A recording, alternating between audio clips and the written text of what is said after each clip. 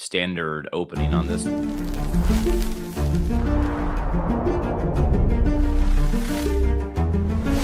I'm Tim Hooper. And I'm Mike Gandolfo. And this is the Trust Factor, where high touch plus high tech multiplied by high trust equals the real estate professional's formula for success. All right, live audience today. This is our second live. Welcome, everybody. Mike, second live with Mike Gandolfo. And guys, happy new year. I can't wait to hear what we're going to say. 2026, man. How's your year? How's your year so far, Mike? You take the good, you take the bad, you take them both, and there you have the facts of life. You know, I know business-wise, like our year is up and cooking. Like we have just very clear directives. And Chrissy, my wife, who is one of my agents, I'm very proud of the fact, by the way, Tim, that I only sold 2 houses last year. I'm Good like, for you. They're like, how many did you sell last year? 2, baby. Let's go. Let's go. And when you get on that 4-year career where you I think the most I ever did was like 67. Dude. And now you're trying to go the other way. It's like, okay, now I've got 15 agents. The goal is to get us to over 25 agents by the end of 2026. And my goal is more about them being productive than me being productive. Yeah. Yep. And actually I'm intentionally not trying to sell because I'm pouring into my people, right? So the and Chrissy started off the year multiple offers January 1st. She had a house sold before noon. So and she I think she had a couple under contract in the first week, and she's like on a pace for like 104 herself. So crazy. That's a great sign. I think buyers are actually showing that eventually the whole pent-up demand piece is going to crack. Like it's just we've gone through a 3-year run that is historically unprecedented. Like people I don't think they understand. It's weird because values continue to rise in our market. At least they continue to rise, but we're still at this 3-year run of flat number of transactions. And typically when we have a dip in the number of transactions, we have an immediate rebound. You just go back and look at the last 20 years, even during the recession, and now it's like flatlined for 3 straight years. And I just think we're poised to at least have probably a 10% increase in the number of transactions in 2026, and that might even be low. But at some point the dam's got to break, So yeah, it's interesting just to see all the stuff too going on. Not to get into politics, but like some of the headlines around housing. And I really talking about last night. Yeah, I really do believe that the whole, it's been availability for a long time. I really feel like affordability, and actually looking, I feel like it's the first time, at least in my lifetime, that I recall of the leadership being willing to go into the actual what's going on behind the scenes when it comes to that bidding pressure or I think Rich Dad Poor Dad guy, he did a really good post on this. Actually, I was reading it last night. Whether you subscribe to Rich Dad Poor Dad guy or not, I forget his Robert Kiyosaki. Yes. Anyway, so it'll just be interesting to see how that plays out. I'm not making. What was his take last night? Well, his take was exactly that. So, he said it's the first time that we've had leadership to call out, that corporations don't live in homes. Corporations don't live in single. But what they've done is they've warehoused. His whole piece was warehousing. He's like, you got to understand cash flow. He's like, what big corporations and investors, REIans, have done is they've purchased in order to warehouse, in order to drive, because then they can inflate the cost. What you have is you have single, new time home buyers like my sister who just turned, 23 and wants to buy a home, and she's calling me for advice, and she's like, I can't even, like, Tim, and I kind of been like going back to my 2007 head when I bought my house. I'm giving her some advice that's actually kind of old. I mean, it's still good advice, like save up this amount, like put this amount down, control your variables. Don't invest in all the little things that you could totally buy later. Like, a lot of people, it comes fully for, I could get my furniture financed in my loan. Don't get your furniture financed in your loan. Get the basic, like start basic, get in the game, and then let it go from there. So I was giving her those sorts of like, those are timeless tips. But as far as and then she was telling me the what she was like looking at, and I was like, wait, how much? And I was like, wow. So anyway, that means we're old, Tim. That's all that means. I know, right? So that was his take, dude. I just scheduled my daughter's, or she's going to college for a weekend, and I was on there scheduling it last night. I'm like, I gotta talk to Mike. I need some therapy. Well, that's all this hair was black back when that happened, Tim. Just to let you know, now it's all gray. So by the way, shout out to my son Rocco, who's celebrating his birthday today, and it's the first time we've had a kid whose birthday and we're not with them. So oh wow, really? Oh man. Yeah. So because my older daughter, who's at the University of Kentucky, is, she's close enough where we're gonna be with her on her birthday. But so no Learjet ride down to High Point today. No, Rocco just got a shipment of some really fine Italian salami and some of his favorite things, and then he's got a little gift coming a little later. But speaking of Italian sausage, you told me a secret this morning as far as when you're an Italian guy cooking for a bunch of Italian women. I was pressured last night, man. I was cooking for all these Italian women last night. We had a family gathering of sorts, and and food helps with these kind of gatherings. So I created a big pasta al forno, which is basically what people would call it. Most people know baked ziti. I use rigatoni. And then I did a big thing of sausage and peppers. And I made enough people to feed 40. Okay. Cause I had no idea what I'm walking into. And if you ever want to know, like, Italians will meal plan, and they'll always be like, I don't have enough food. And then they got so much. By the way, my cousin Pepe, who lives in Sicily, right there he is, popping in on the comment section. I love it. But yeah, you Italians just cook way too much food for everything. And I'm like, okay, I cooked for 40, and then we ended up having like 25 people over. Almost everything went, which is it's the only way you can judge whether or not it's good or not. I was one of the last people to go through the line. I was like, okay, we got plenty of food. And then by the end of the night, like, it was gone. Good. And we look at it, and so like Italian nanas, right? Like, if they go, it's a fine, it's not fine. Like it's a fine. If things are fine, they're never fine. They're never okay. So if you're ever doing, first off, if you're not Italian and you go to an Italian's house to eat, you better take a smaller first plate, because if you don't go get seconds, what's the matter with you? You're not hungry?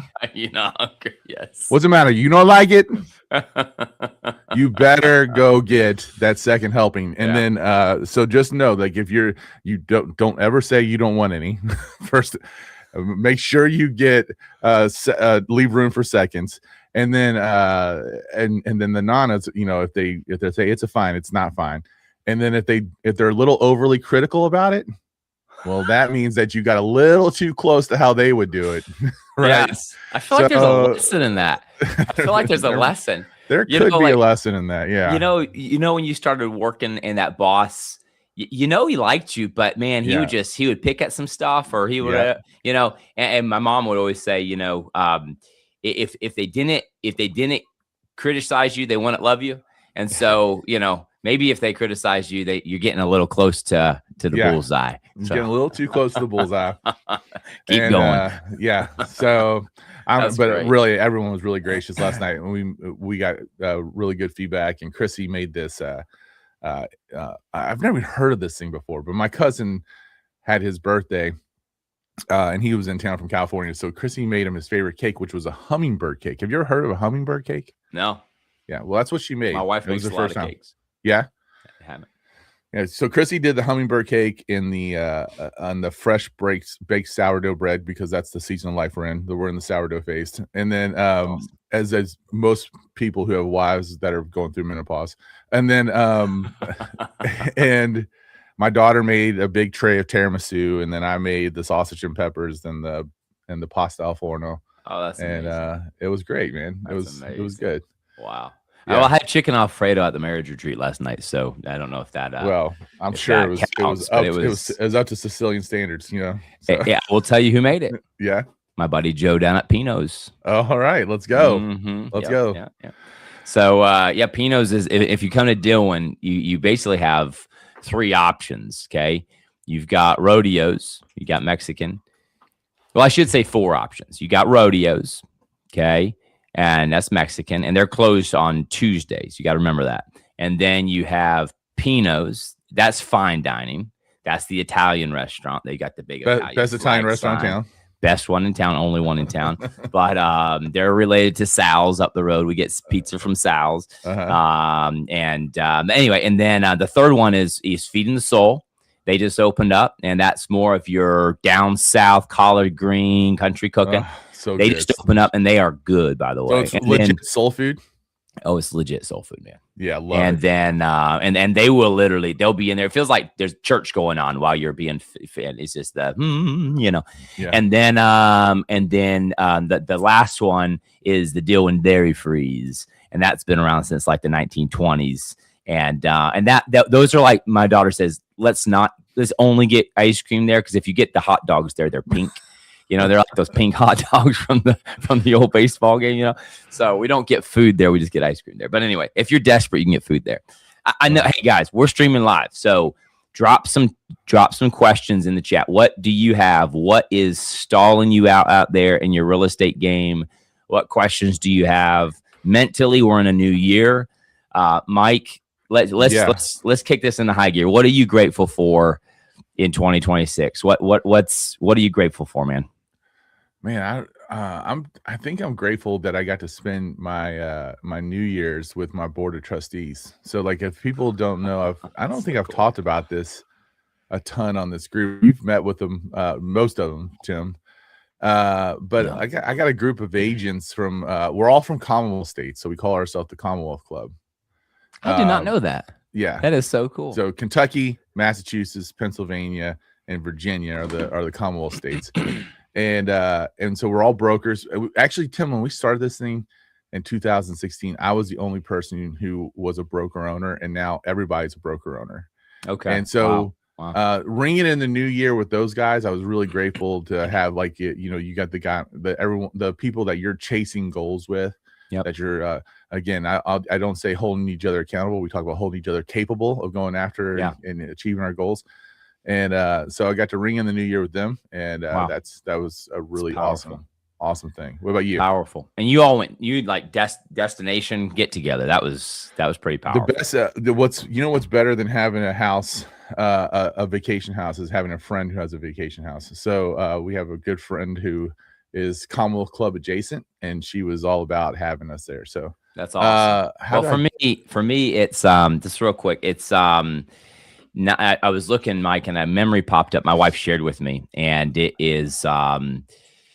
popped up on social media. And I know that the next question coming is on social media. This is perfect tee up. So, so she posted 8 years ago on social media.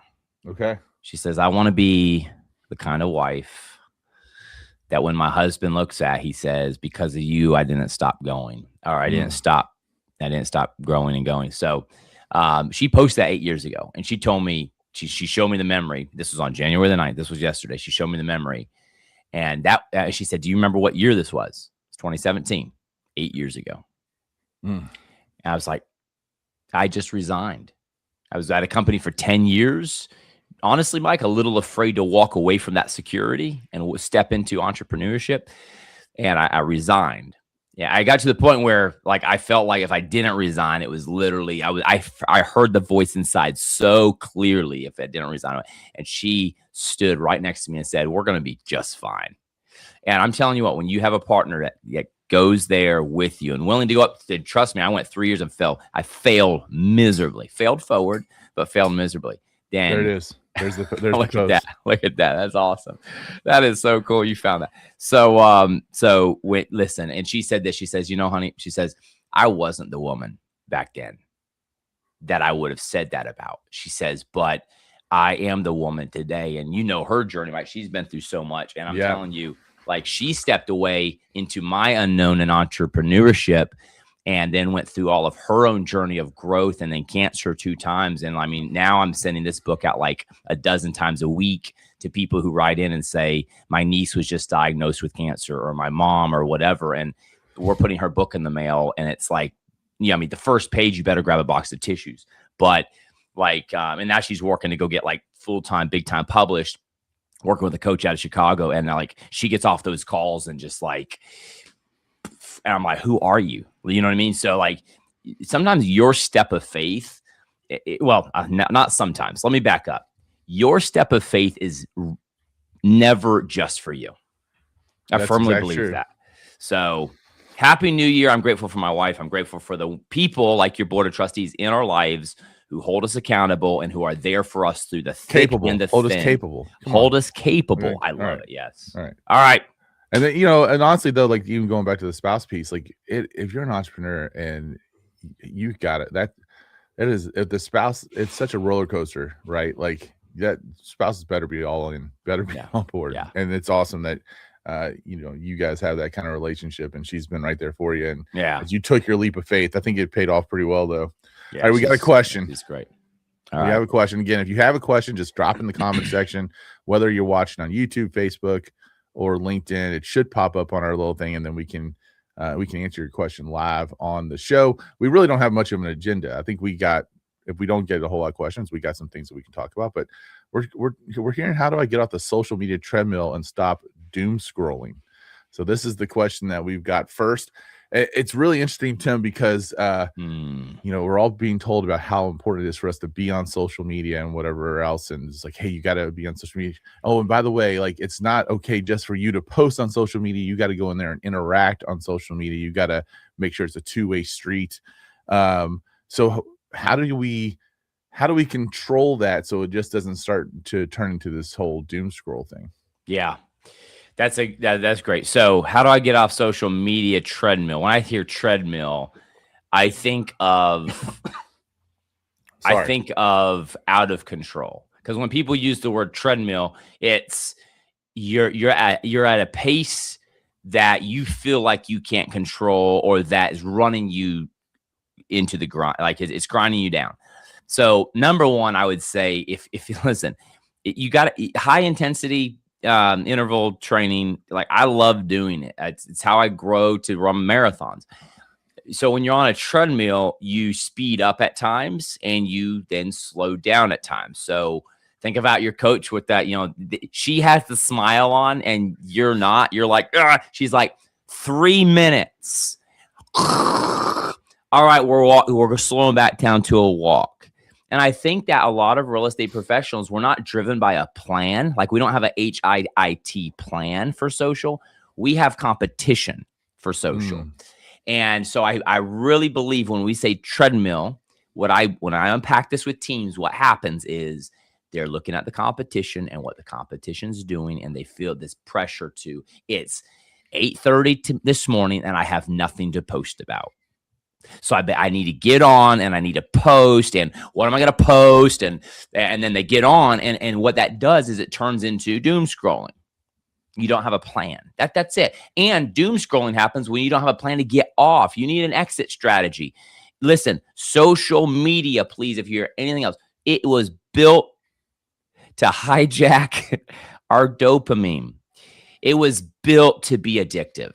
It is like you are going into a marijuana shop or a liquor store, whatever your vice is. It's like you're walking into that. And if you don't take protection, like have a plan, have a buddy system, have a timer set. Hey, Siri, set me a timer for 30 minutes, and then get on social media. When that timer goes off, you're like, well, I'm not done. Tell yourself, I'm done for today. So I really believe that get out of doom scrolling, have time limits, get off the treadmill, create a plan. And by the way, Mike, I tell people this all the time. I have a viral video that has 4.3 million views on TikTok. I netted $0 off that viral video. I have a video on LinkedIn that has netted 48 views, and I've made $500,000 off that video. That goes back to our concept of being an influencer versus being a person of influence. Correct. So just have a plan.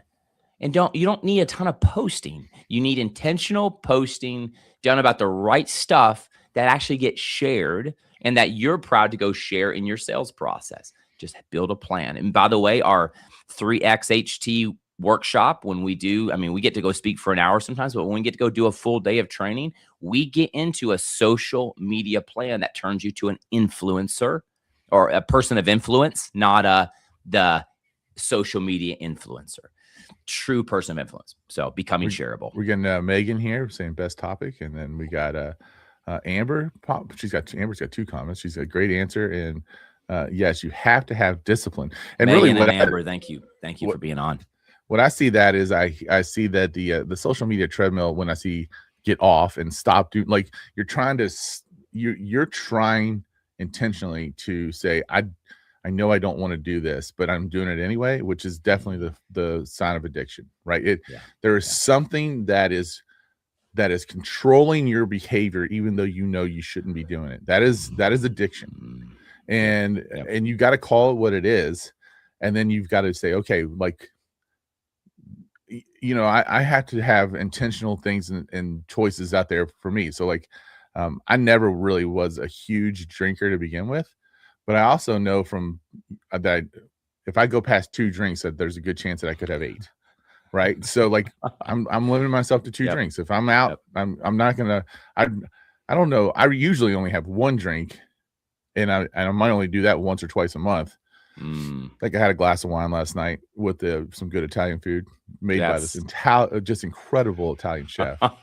And then but you know, and the same thing too. But like for me, I mean, obviously I'm a big guy. Like food's the issue. Like I have to put little things on there that like I have something really harsh on the screensaver of my iPad. I don't know if you can see this or not. And I'll tell you what it says. It says Satan wants me heavy.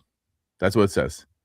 Satan wants me heavy, but I've got to glorify God by working to be the best version of myself. Wow. It's right? Powerful, man. And it's just like that. How do you have this constant decision every time to say, do I really want the pleasure, the short-term pleasure, and anything that gives us short-term pleasure that we go back to over and over and over again, look for short-term pleasure, leads to really negative habits? Or do I want the long-term success and gratification of knowing that I actually accomplished something pretty remarkable? Yeah. And so I have a friend of mine who actually taught me a little trick. And she's like, anytime that you're forced with that choice, or you feel the urge to kind of go partake in, you know, whether it be doom scrolling or pizza. That's a great comparison right there. Just take your fingers and close your eyes and take your fingers and just rub them so slightly that you just feel the ridges. And it has a way of like clearing your brain and clearing your head. And you can just say, hey, okay, you know what? This is really what I want. And I'm going to pick up a book instead of doom scrolling. I'm going to go listen to a podcast. I'm going to do whatever else that I want to do to invest in my side. We got Zakaya popping into. My problem is I don't have discipline. I wish there was an easy way to start to train yourself to have a lot of discipline. That is a great statement, Zakaya, and I thank you for being here.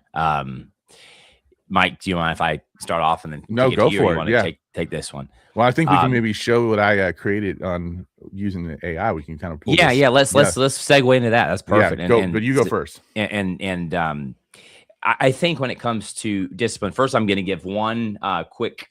Hang on, real quick. I'm going to grab this off of my bookshelf. Yeah, this proves that this is alive, and we have no real plan today. This is going to go where it's going to go. We are not AI clones on today. This is not an AI clone. Because I know my team is actually sending in that question because we got that from a workshop this week, actually. So this book right here, Holiday. Let's go. Discipline is Destiny. Okay. This is probably the best read on discipline, Zakaya, that I've ever read. If you can, and I'm big about this because I am guilty of having 1,000 books and having like that much inside the book read and then moving on, hopping to the next book. And this was the book I decided, I think it was 3 years ago, my word for the year was discipline. And so I went out, I said, like, what are some of the best books? And I enjoyed listening to Ryan Holiday. So I already enjoyed him. I enjoy the Stoic philosophy. I'm not a Stoic, but I believe probably 99.9% of what Stoics believe. And so, anyway, I grabbed his book and I said, the only discipline this year, and this was kind of a freeing thing, was I'm not going to have a big old stack of books to read. If I only finish one book this year, like finish from cover to cover, it's going to be this book. So I ended up every airplane that year. I decided every airplane I was on was not connecting to Wi-Fi. No Wi-Fi connection on an airplane. I would only carry the book. And just on airplane rides, I finished the book. And as you can see, I mean, I can take you all the way through. There's notes all the way to the back from the front, just for capability and accountability, holding me capable. So you are capable, but I would pick up this book, and I'm not going to just delegate to Ryan my answer. So here's my response. Everybody has discipline. Like, we're disciplined in something. A discipline just means it's something we practice. So every one of us practice something. Some people practice laziness really well. Some people practice distraction really well. So I feel like if you understand every one of us are disciplined, you actually can do discipline well. But the problem is when you put comparison in there, it's like, I want to be a broker owner. I want to be like Mike. The problem is then we don't look at the 15, 20, 25 year, or I want a marriage like Mike and Chrissy have. Well, I don't look at the 25 years of hard work. I just look at what I see on social media and the image. And that comparison kills the discipline that I need. And actually, the discipline I need for a great marriage today is actually not that hard. It's I need to practice things that my mate or my significant other values. I need to practice things that make that person a better person by looking out for them, by being selfless, by being sacrificial. And it's not these massive, big sacrifices. It's the little, small, daily practices of being a good mate. So the same thing in real estate, what I find, people go out and buy massive amounts of leads. They have no plan for working. They just buy because they subscribe to something that says you can go from 0 to 60 in like 30 days. And really, they subscribe to it because they don't have the discipline. They have it. They don't have they do have the discipline because they just subscribe. They have more discipline because they just paid money when they didn't need any money to have the actual discipline to go build practices, like daily practices that they were going to do. So with that, Mike, I'm going to literally tee you up perfectly. How do you go build the practices? Yeah. That generate the discipline in your real estate business? So you said something just so brilliant that made me think about this. And so I just Googled real quick the definition of discipline. And this is what it came up with. Controlled behavior resulting from training. So like you're training yourself to do whatever discipline that you just mentioned, right? Whether it's, hey, I'm disciplined at binge watching something on Netflix. I'm disciplined at doom scrolling. I'm so disciplined. If you could just say that, it helps you. I'm right so away. disciplined at doom scrolling. It is unbelievable. Right. But it's a controlled behavior resulting from training.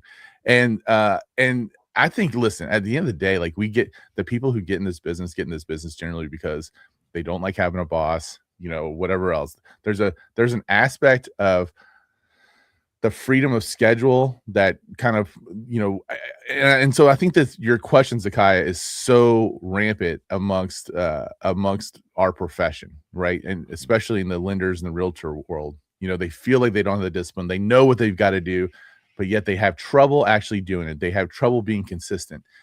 And in my case, like people are always, I'm a free spirit. I'm a firefighter. I thrive off chaos. I love when I get to solve problems so much that I'll cause the problem. I'm so bad at being told what to do. I don't even want to tell myself what to do. Like, the best way to get me not to do something is to tell me to do it. So I know, you have to gamify this thing. You got to trick yourself. You got to do whatever else you can to really kind of say, okay, this is what I want. This is what it's going to take. And you got to start playing with some different ways to gamify it. So now this is where the high tech part of our program comes in. Yeah. I actually created this. I'm working with an agent out of Pennsylvania, and I actually created this sheet right here. And in Perplexity, which is the AI product that I like to use, it created this little web app. So my guy can open up this link every day. He can put in the date. We can put in what's the one thing. By the way, this is so key right here. Like in a business where we have 1,000 things coming at us all the time.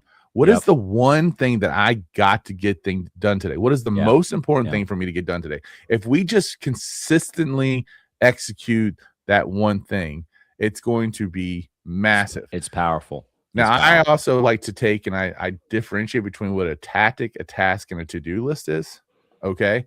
So tactic for me, so you can see 3 key tactics. A tactic is something that you said, hey, I have a goal, and these are the things that I have chosen that are going to take me closer to achieving my goal. I've got to do so. This is a way of prioritizing. A task is something that I said, you know what? These are the things that I determined are critical for me being really good at my job. But I determine what those things are, right? We're all basically self-employed. So I determine that these are really important for my job. Lots of time there's lead generation stuff in here. We all know that you're going to be as good as a realtor and a lender, depending on how well you can generate a lead. I got my appointments down here, and I control a lot of that. And then my to-do list is all the way down here, because the to-do list is not stuff that I choose. It's stuff that other people put on my plate. And then I can say, okay, this is done. I delegated this, I deferred it, or I deleted it. And I've got a little checkbox right next to each one. Now, the magic of where I'm really, and there's been mixed reviews, but I have the benefit of having a personality assessment that through Buffini and Company. They call it the Real Strengths Profile. If you're a Buffini person, you've had this, and it's gold. It's one of the best parts of their membership, and you can get like a small free version. But it will tell you, like, I'm what they call create finalize. Like, I do not have any execute my profile. That's why I love the 12-week year. I have to get into an execution system to overcome my faults, right? And there's this technique called Pomodoro, the Pomodoro technique, which is basically like a little timer. And I need to have the start and the stop have got to be very close. So the start line and the finish line have got to be very close together, so that there's not a whole lot of execution time in the middle. And so I basically just have to break down these blocks. And it's like, okay, here's what has to happen in block 1. And if I can check off all those things, well, I created it and I completed it. Block 2, there's a 5-minute break. Then we go into another 20 minutes, and then we do a 5-minute break, and we go to another 20 minutes. And then finally, the final break is 45 minutes with a 15-minute break. And then, by the way, then I'm checking my email and I'm checking my messages. There it is. The reactive, turning off the notifications. Right. I think that's so important too. The reactive work has to go last. And what is reactive work? It's the work I didn't plan. I did not plan today. Now, that's where I believe, like in having business hours, setting that expectation with your clients.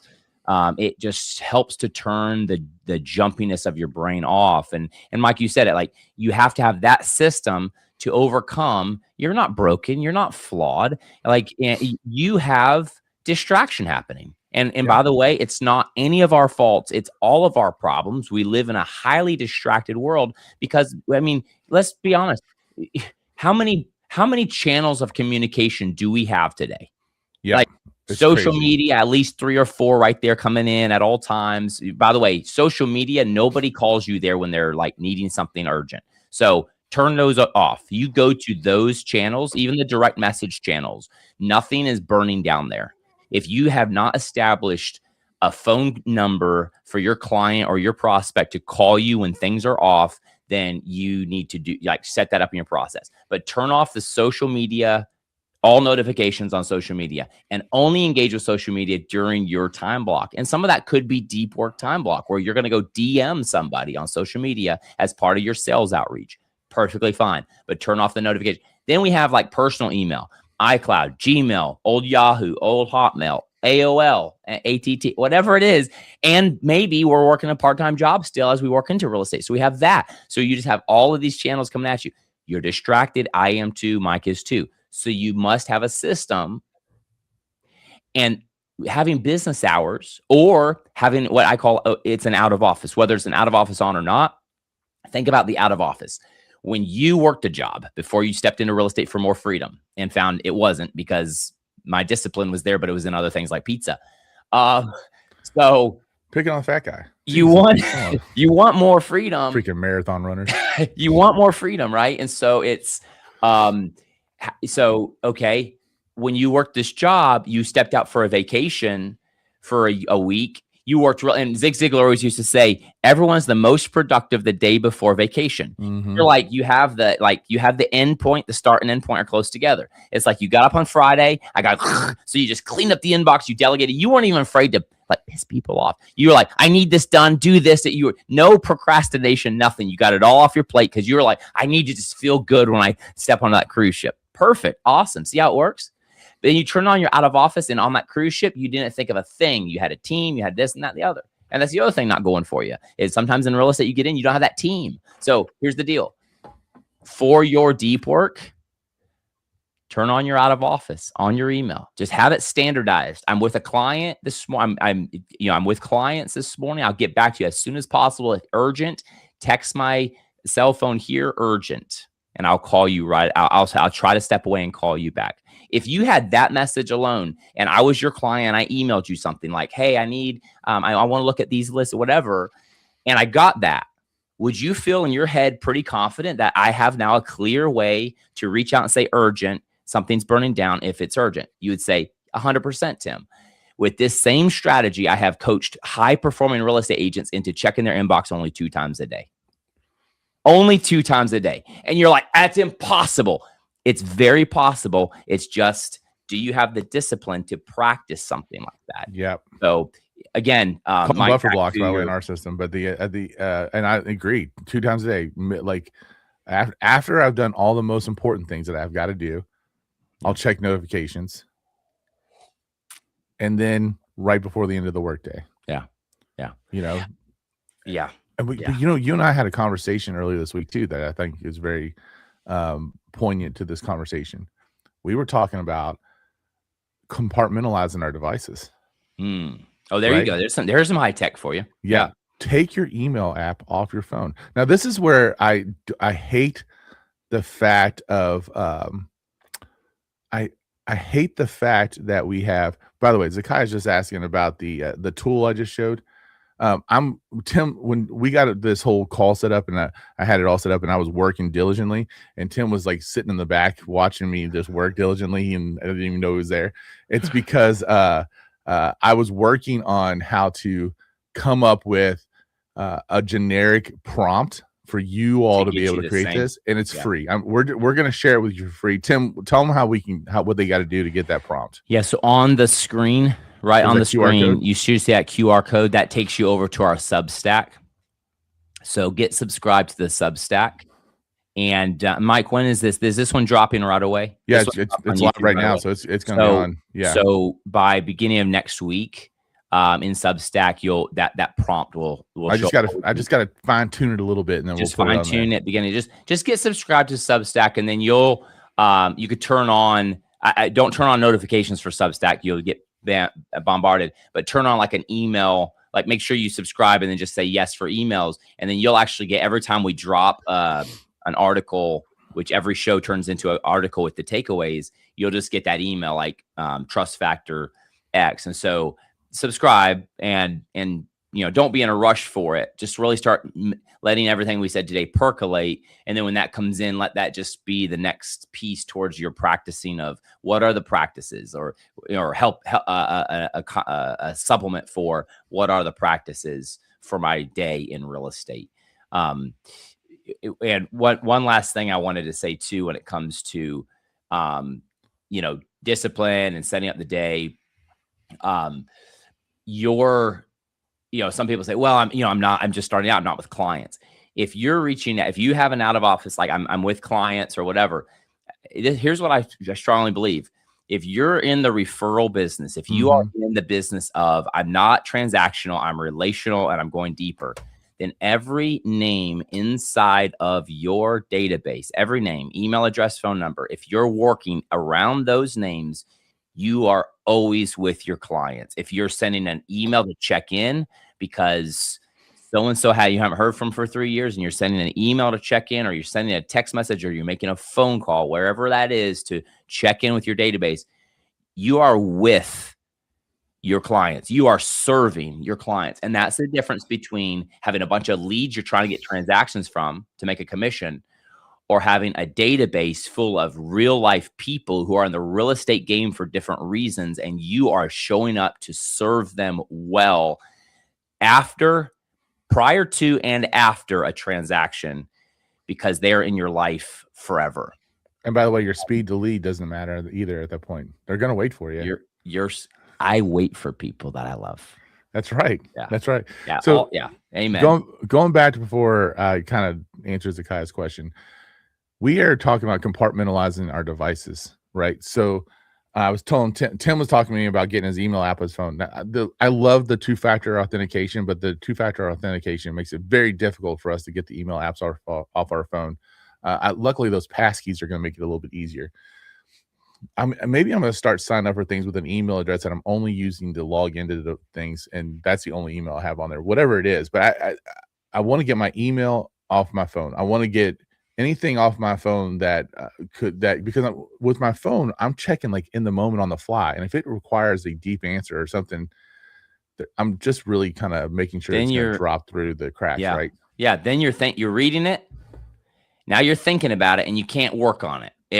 Just think about that for a second. Whenever you get something in your head that you can't complete right then, and how much of our email we can't complete right then, it just stays up here. It stays in your brain. It clouds you, and you can't be fully present. So why would I do that to myself? And folks allow me to do that to myself all day long. And maybe with this iPad here, maybe this is the only thing that has my social media on it, right? Like that way I know that picking up my phone, social media is not an option, right? And so I just think that there's some benefits to really trying to compartmentalize your devices. So yeah. Okay. So how do I reach out to people in my database who, all right, first off, we're going to talk about something right now.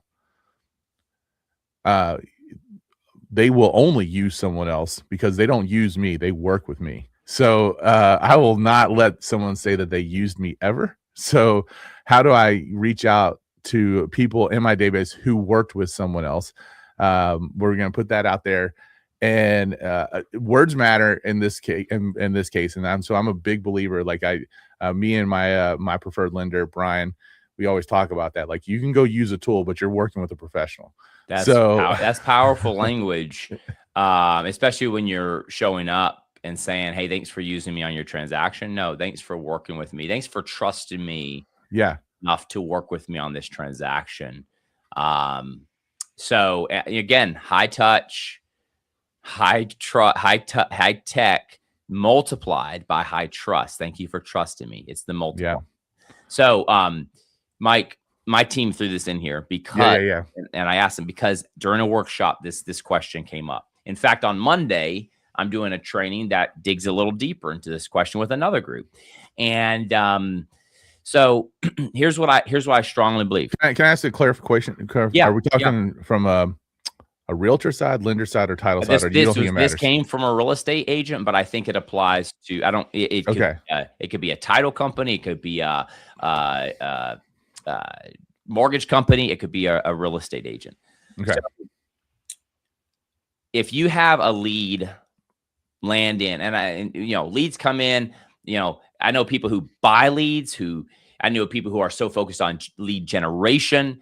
And then I know people who would lean very heavily into the referral, always asking for the referral, working their referral network, showing up consistently, and they're working referrals. And so wherever you fall in the lead spectrum, when a name comes into your CRM or your Excel spreadsheet, or however you track the names of people you're working with, and hopefully you have some level of tracker there. If you're starting out, I would highly recommend at least having an Excel spreadsheet with first name, last name, phone number, email address, and a note section. At least just start there, because you can always import that into a system. I see some people get a slick system and then procrastinate because they're trying to figure out their system and get it just all perfect. The only perfect thing you need is being able to pick up the phone and just call and say, hey, Mike, how's it going? How are you? Just talk, just be human.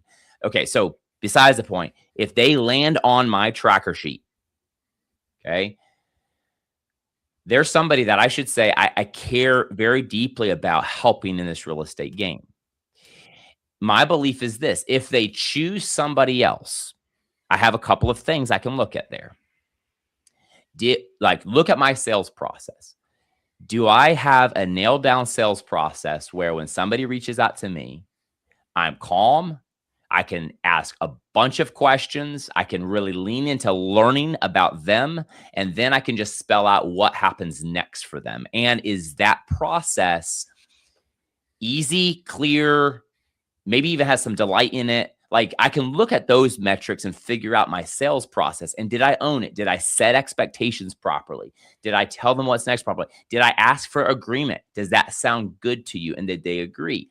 If I can't answer the sales process, then I probably lost them because I didn't have a clear process. So I need to go work on the process.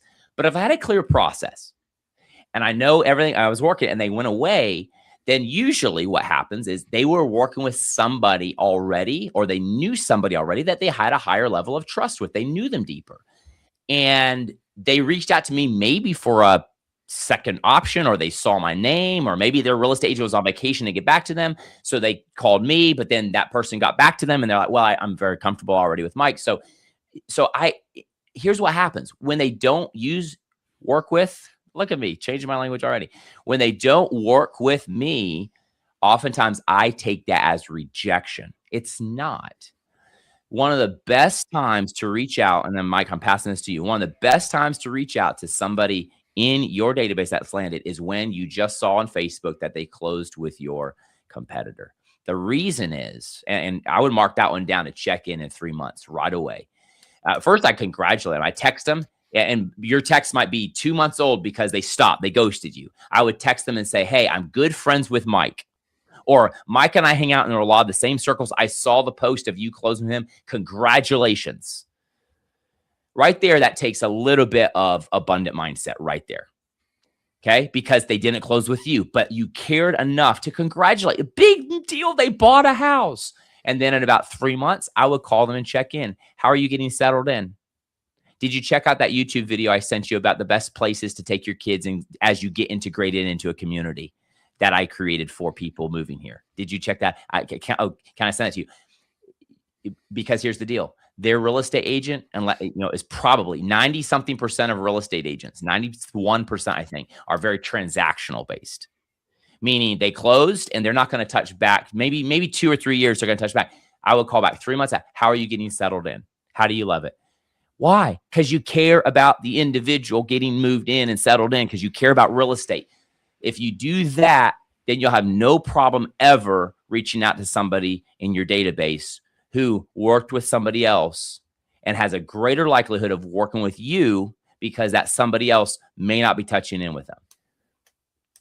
Mike, I'm going to turn it over to you because, at the end of the day, I got so many different ways to go with this thing. So number one, I want you to always remember that no client in your database is ever truly yours. I don't care if it's a prospective client, a past client, whatever else. You have got to fight for that relationship every day. Tim and I wake up married every morning, and we have got to fight all day long to remain married at the end of the day. Not fight with our spouse, but we've got to continue to date and love and whatever else. It's not one of these things where it's like, oh, I'm married, and then I'm just going to go exist.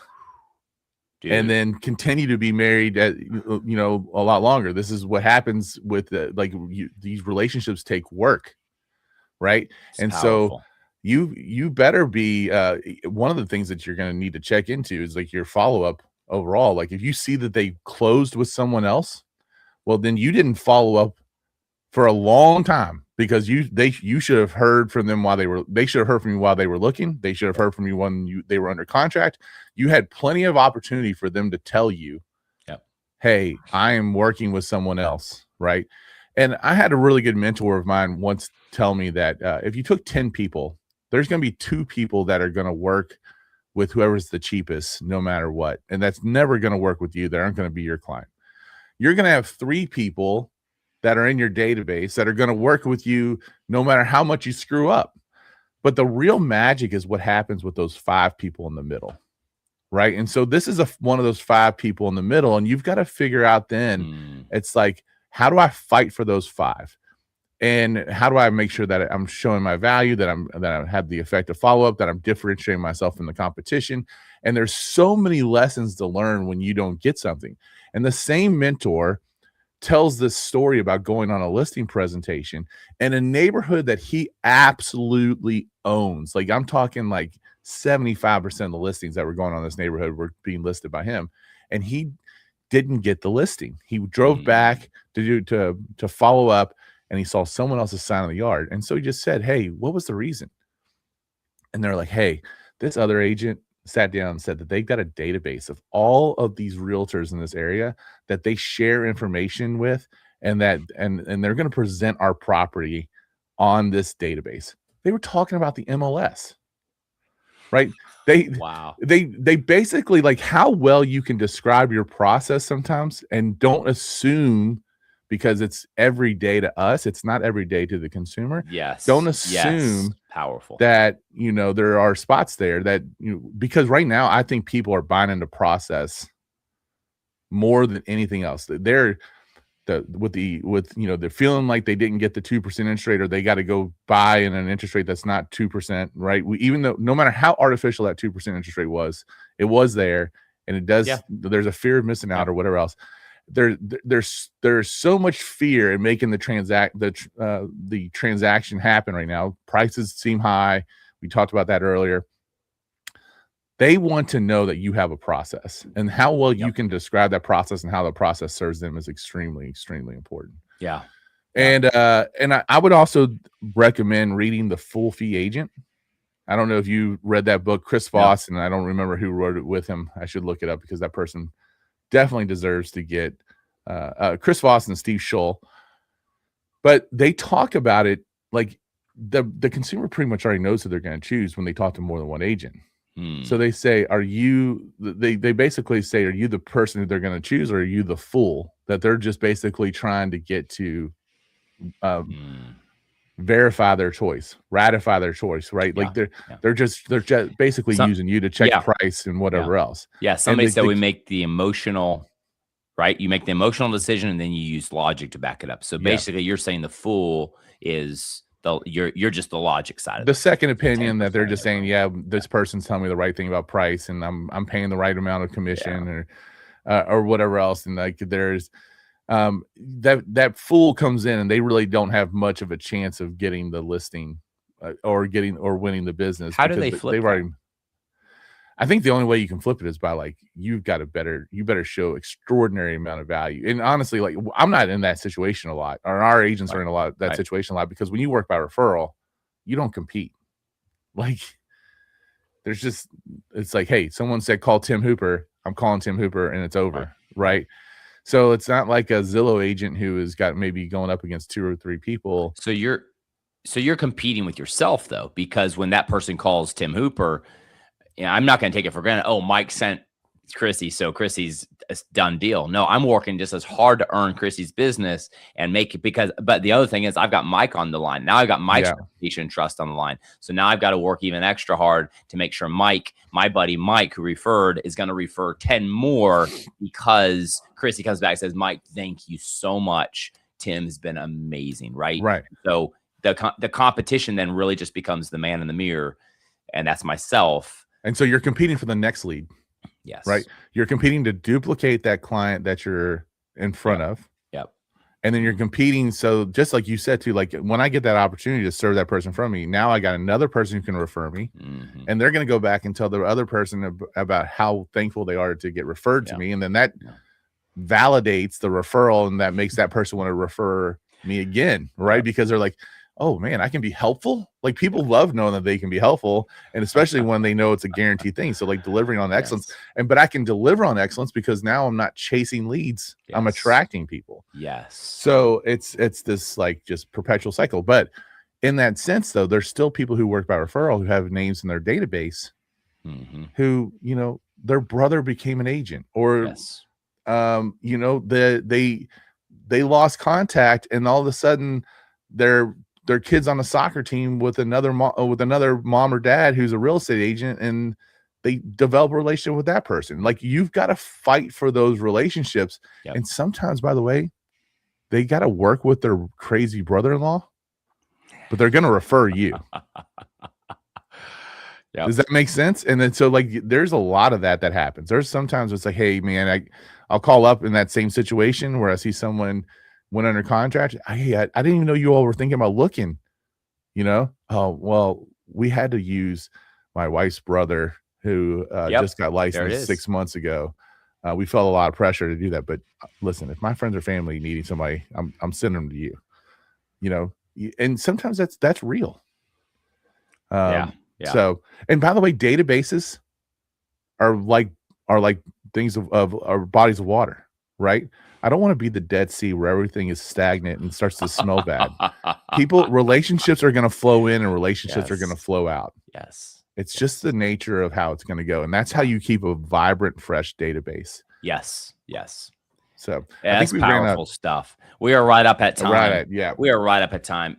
This has been fantastic. I want to thank everybody who joined. I want to thank the questions. Mike, I'm going to give you one fire round question because, again, we talked about high touch. Yep.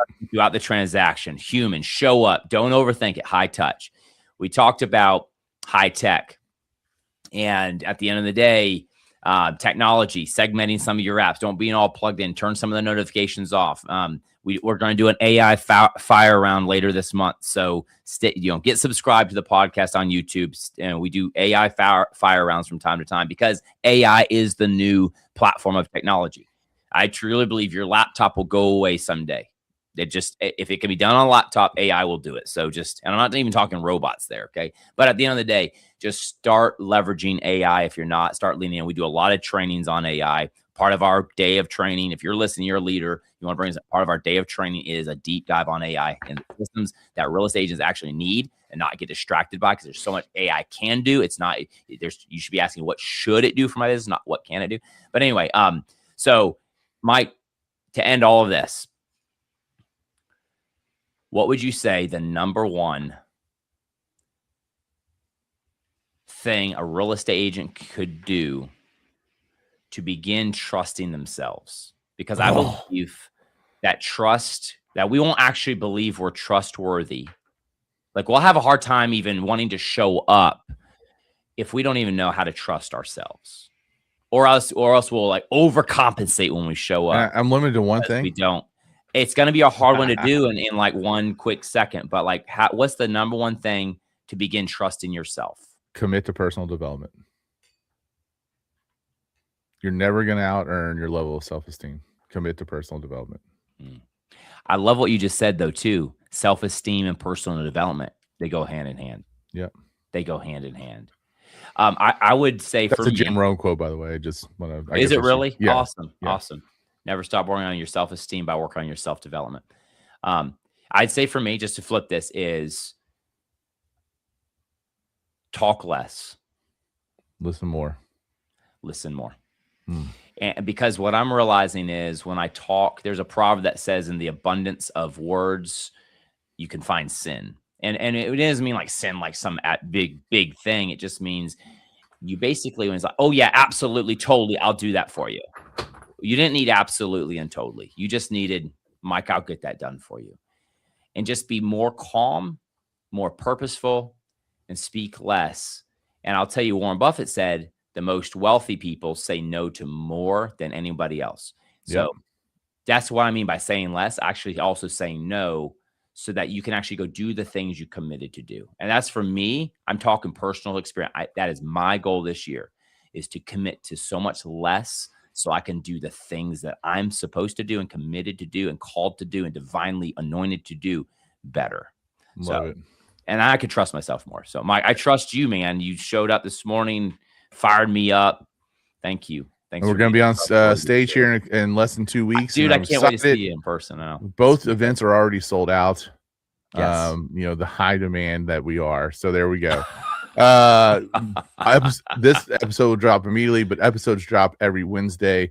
And, keep on bringing in the questions. We're here to make you better. Yeah. Let's go. Thanks for being here, guys. See you, Tim. See you, Mike.